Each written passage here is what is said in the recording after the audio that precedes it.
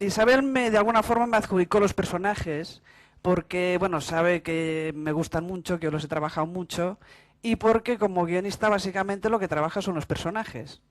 Es decir, hay el personaje para televisión, el personaje para cine y básicamente el personaje depende de la cantidad de presupuesto que tengas. Es decir, sí, a más presupuesto, menos personaje, y a menos presupuesto, más personaje.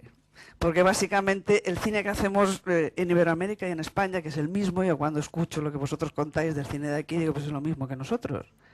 De alguna forma, ¿qué pasa? Cuando hay un pequeño presupuesto necesitas unos personajes estupendos, ¿no?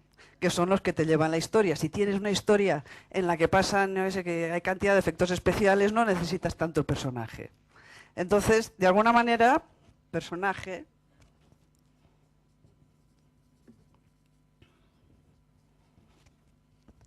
a poco presupuesto, ¿no? Por ejemplo, no sé si habéis visto una película que se llamaba La teta asustada, peruana. Aquí hay un peruano que puede... ¿La conocéis? Es una película, no sé si os gustó, pero es una película estupenda. Es una película de personaje. Es decir, es la historia de una criada que es hija de una violación, tiene un miedo terrible a los hombres porque tiene miedo a la violación, de que ella también sufra una violación, se pone una patata en los genitales, que es como lo que mantiene el suspense de toda la película, pero no sabes qué va a pasar con esa patata, y es la metáfora también de lo que pasa en Perú, es decir, la relación de los indígenas con la clase dominante, es decir, acaban robando su música. De alguna forma me gustaría comparar la teta asustada con Pretty Woman. Es decir, la teta asustada es una comparación que ya veréis por dónde quiero ir. La teta asustada, que acaba siendo una película estupenda porque es una metáfora de Perú y de las relaciones con lo que pasó con los indígenas y un retrato de ese país, es una película que diríamos es un personaje real. ¿Qué ocurre? Yo la fui a ver con unos amigos y bueno, se levantaron y se fueron. No la pudieron soportar. ¿Por qué les molestó? O sea, les hizo daño. Era tan cruda, era tan real que, bueno, pues se sintieron agredidos, en el sentido de que se sintieron como que lo que nos pasa a mucho cine que hacemos nosotros.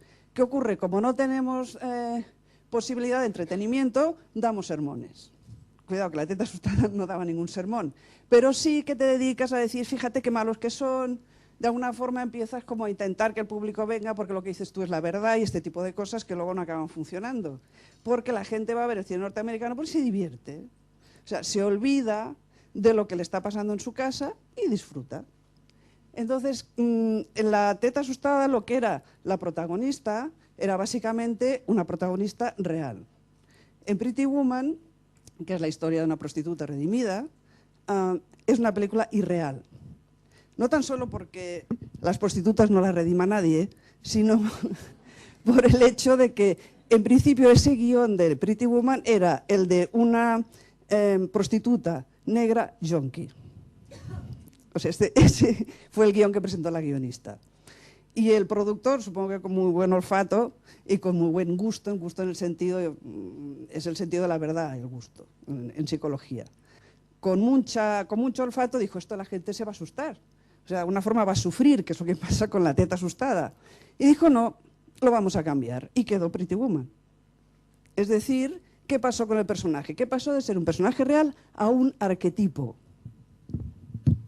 El personaje real, irreal, que es el arquetipo. Es decir, cuando un personaje empieza a estar bien construido, que luego ya hablaremos de la construcción de personaje, cuando consigues esa magia es cuando le has dado la vuelta y se ha convertido en un arquetipo. Es decir, arquetipos, conocéis la definición de arquetipo, que es de alguna forma es esa energía que se atribuye a unas acciones en concreto, a una actividad en concreto. Un arquetipo es el vengador, un arquetipo es el rey, un arquetipo es la emperatriz, otro arquetipo es el saboteador, otro arquetipo es el niño. Entonces, este tipo de arquetipos es lo que cuando tu personaje lo tienes trabajado, es cuando consigues ese salto cualitativo y cuando entras en la magia. Es decir, cuando cuentas la historia de la prostituta redimida, estás contando la historia de la Cenicienta. Es decir, estamos basándonos en las historias de siempre.